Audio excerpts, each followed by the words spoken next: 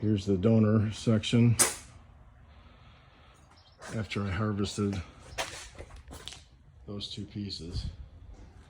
A lot of stuff had to be cut out to get access to the spot welds. Be able to drill them out or grind out the spot welds to get at those two pieces.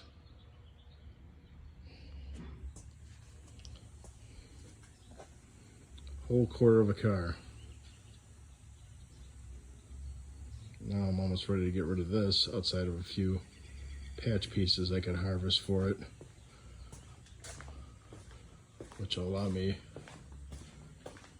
to fabricate this piece that goes from here and overlaps onto here. This piece is no longer available from Lexus, so I have to make it.